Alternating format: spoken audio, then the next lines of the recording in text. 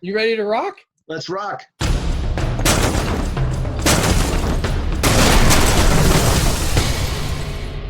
Okay.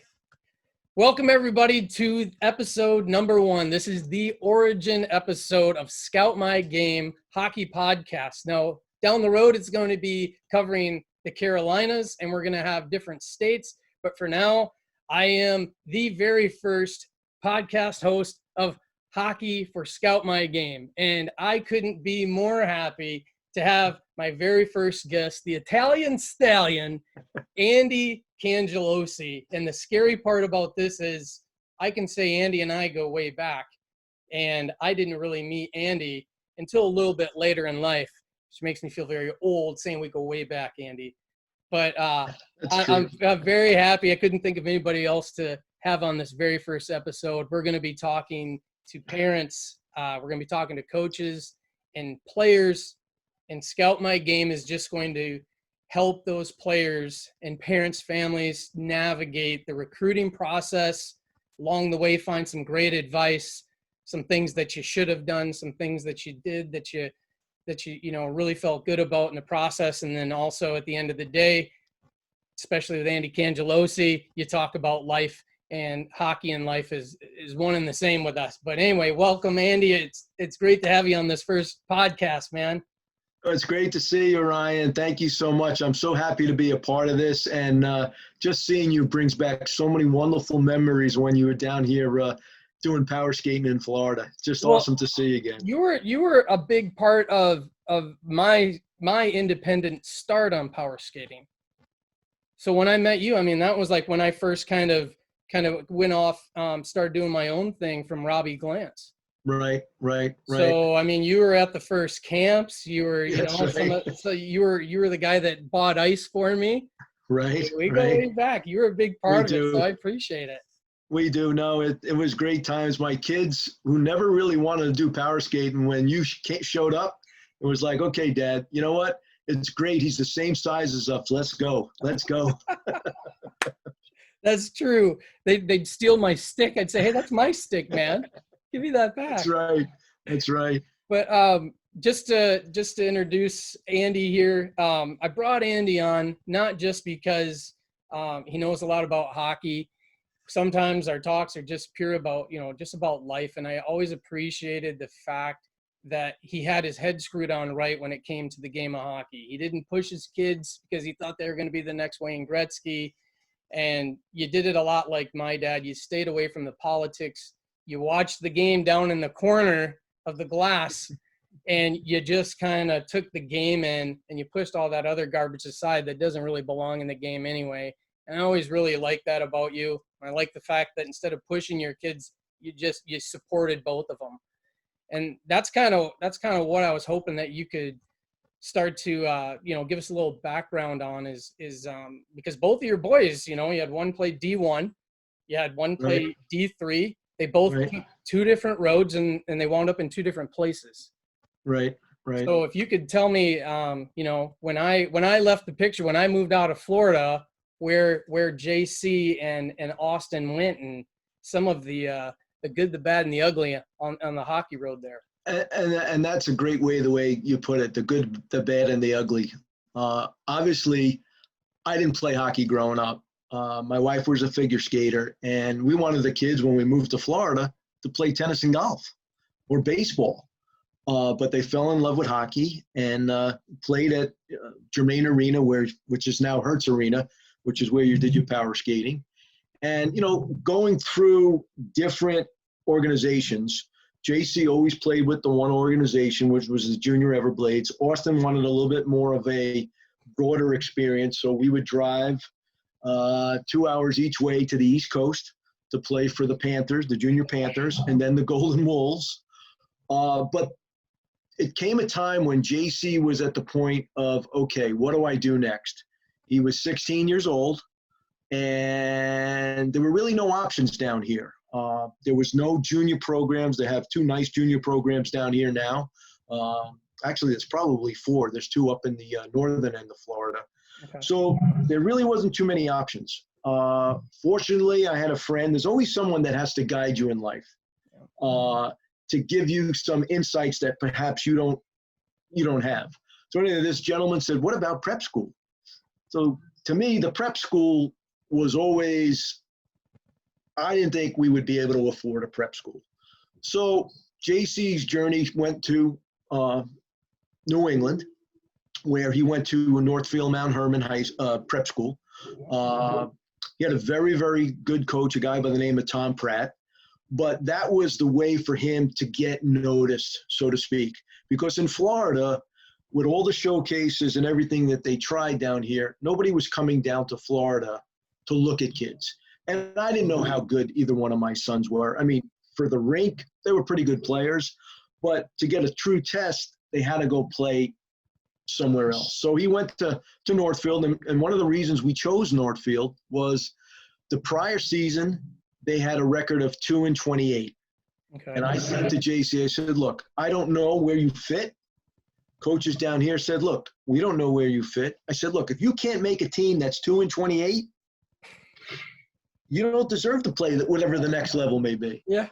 He goes up to Northfield. The first year there, he gets a little bit homesick, and it's a little bit different style, and they're teaching systems. So he had to learn a system. You couldn't just freelance. And I think they finished at 500. And then we said to Austin, well, what do you want to do? Well, listen, JC's gone.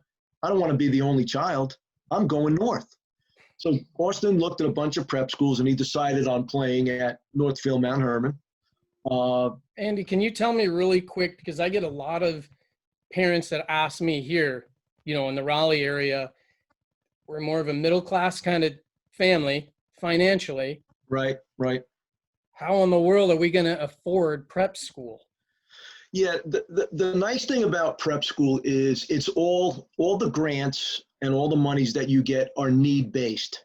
So if you show a tax return that says, hey, this is what you can afford, prep school, when the boys went to prep school, was $41,000 a year. Obviously, we couldn't afford that. I mean, to this day, I'm still working 2 jobs. Diane's working 2 jobs. So it's based on financial needs. So parents should not say, look, it's 41. It may be more now. It's probably 50 now, 55 even. And how do we do this? Just apply for financial aid. Obviously, there's some play with admissions and with grants. So the better the hockey player, there's more grants available. I mean, but there is a formula that determines what your financial aid would be. So we were very much able to afford sending both boys to prep school. Okay. So don't let that dissuade parents. Hey, this is a big number. We can't afford that. The prep schools, they have big endowments, and if the person's a good student, a good individual, and a good hockey player, or a lacrosse player, or a baseball player, or a tennis player, there's funding there for them. Gotcha. That's great advice right there. Yeah, I mean, and we were scared. I mean, I didn't. Who knew about the prep school route? You're sending your son at 16 away. Then our youngest son left at 13. Talking about an empty nest syndrome, and did you make the right decision? And you were a part of that first, I hate to say, but almost that first generation of kids coming out of Florida. Right. So you didn't have any local advice either to help out. There was no local advice. Honestly, sometimes in life you take a leap of faith. And Coach Pratt provided Diane and I, because it is a decision that you both have to make as parents, provided us with the creature comforts. Hey, listen, I'm not going to coddle your kids, but I'm going to make sure they stay on the straight and narrow, and that they graduate prep school, and that they get an opportunity to play in college. And he was true to his word. The first year that Austin and JC played on the same line together, they went to the prep championship game. They lost to Avon Old Farms, but that's all good. And how cool is that? It was really cool. My dad and I went to watch the semifinal game where Austin passed it to JC in overtime and JC scored. I still cry over it. And then JC senior year, they had a pretty successful season. They didn't go so deep in the playoffs. And But prep school was a wonderful experience for both of them, not only on the ice, but just molded them, taught them great study habits, how to get along away from home. Yeah. So it was an excellent experience for them.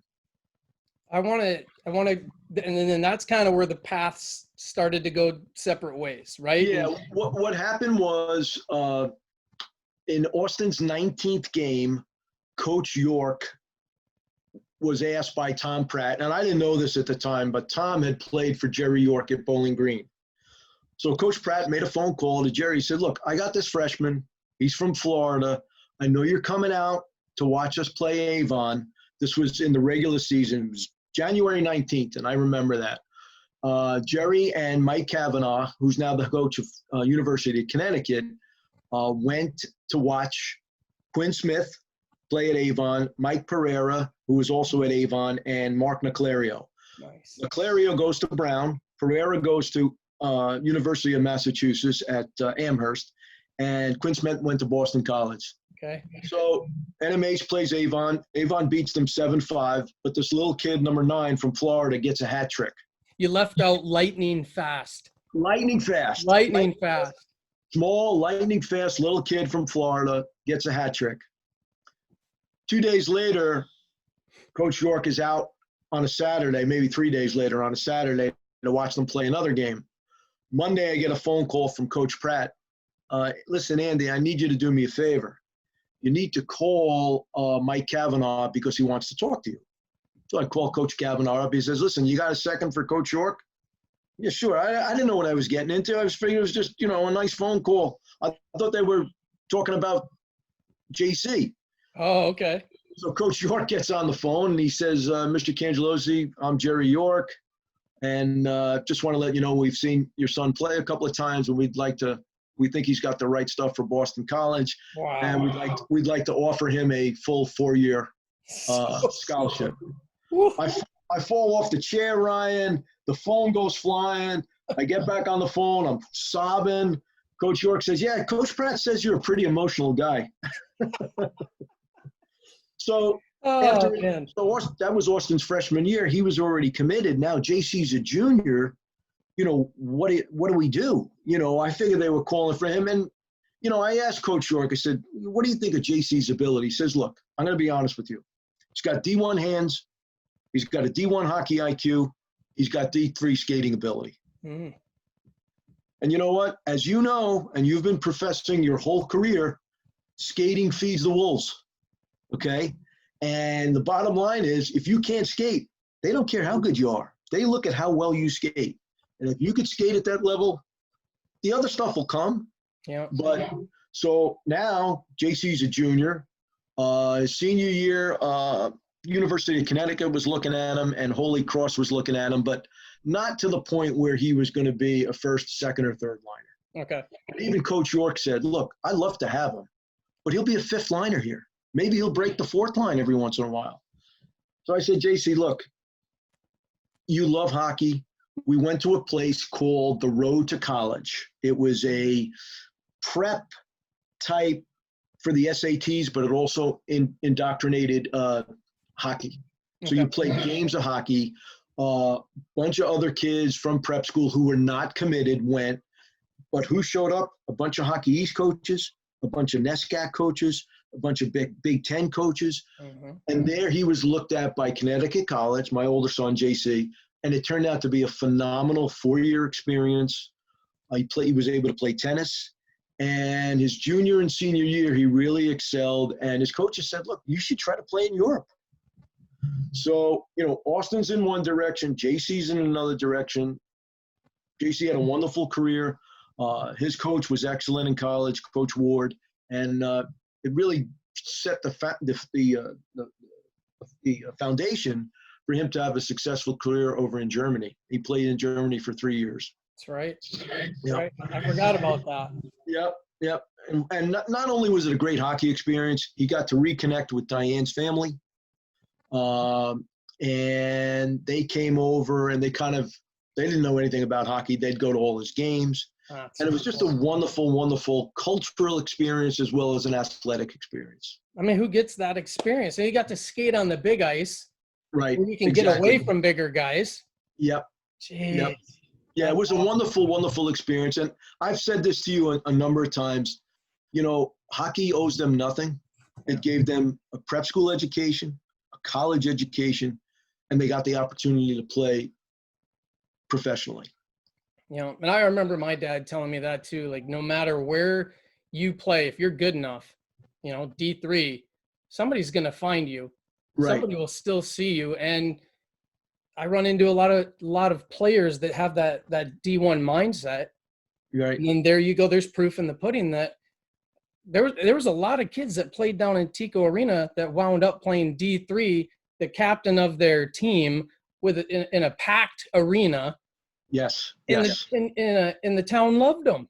Right. Exactly. What's wrong with that? There's nothing wrong with that. Nothing wrong. And they get an education. And they get an education. Yeah, I forgot about that part. I mean, look how important that is, that you're able to play a sport you love, but get an education that's going to set you up for life.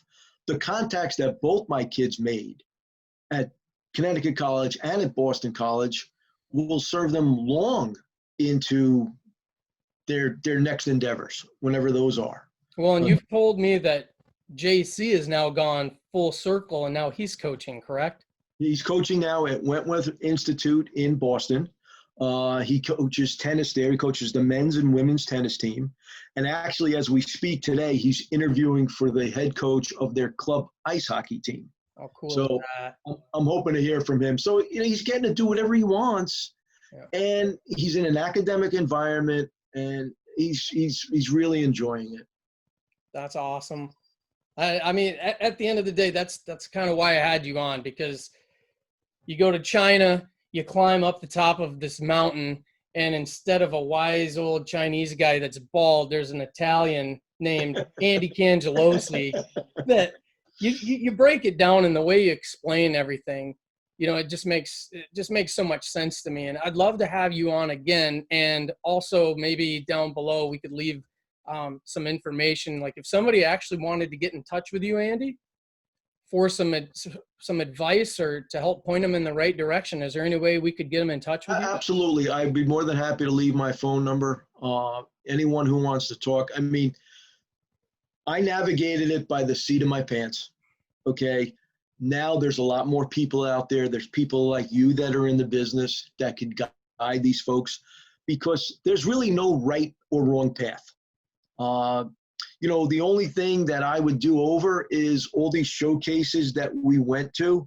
I wish I knew what were the good ones and what were the not so good ones. You know, because listen, families are all on a budget. They have X amount to spend for leisure, athletics, food. You know, they have a budget. So that's the one thing that we struggled with a lot, because you couldn't do everything. But if you didn't do everything, you felt like you were missing out on something. Right. So if we had, you know, somehow we could put together something, or you could put together something for these parents, this is way beneficial. This is really not so beneficial. And give your kids a break. Let them play tennis. Let them play golf. You know, let them just change the muscle memory once in a while so they don't get burned out. Yeah, you and I, we talked about a lot of that, and as well as injury prevention.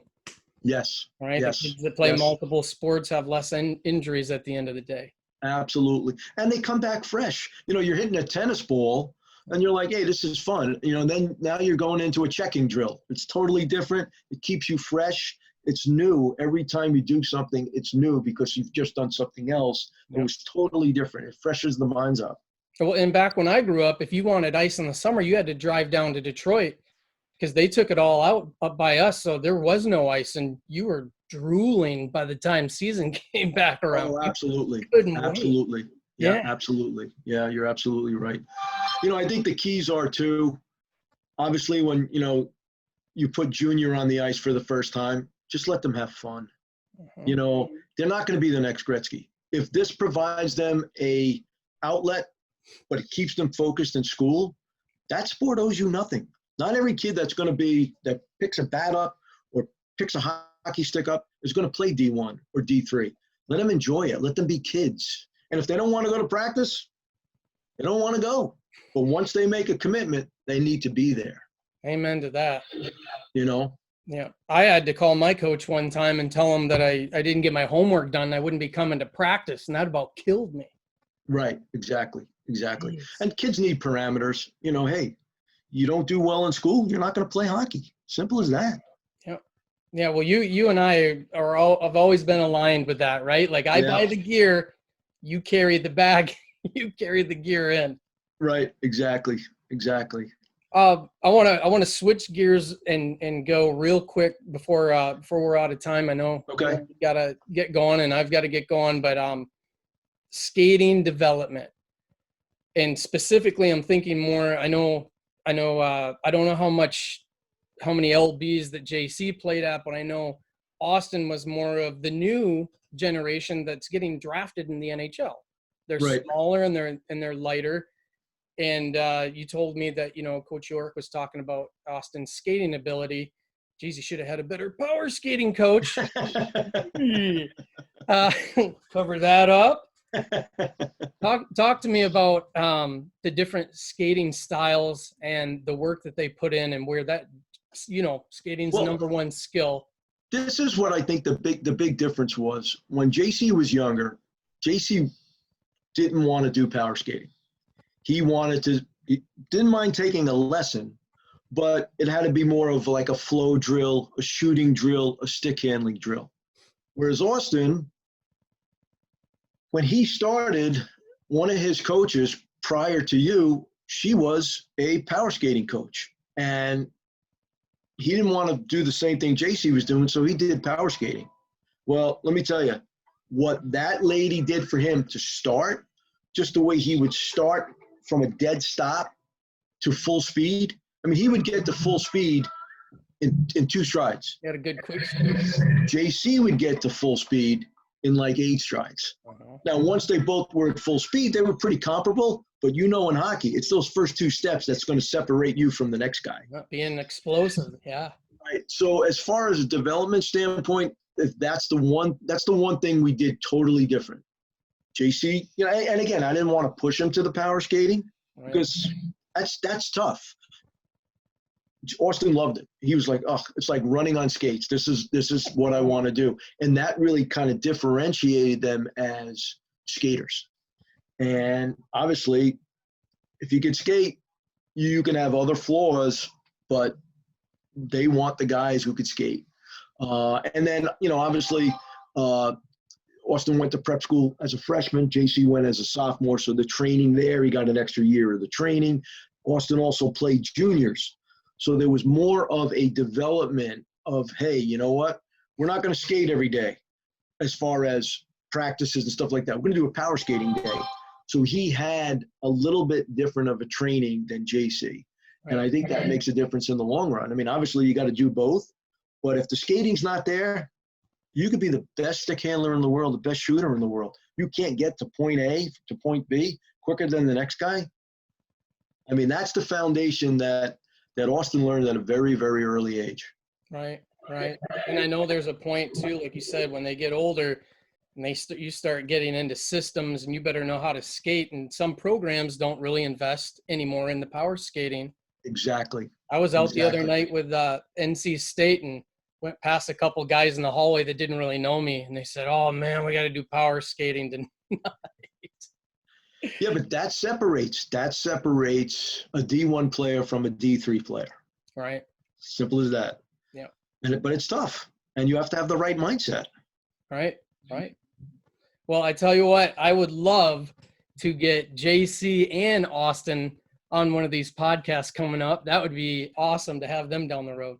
Well, they would love to do it, anything they can to help you out. Austin be a little tougher because it's 6 hours ahead right now, so it's actually 10 o'clock at night.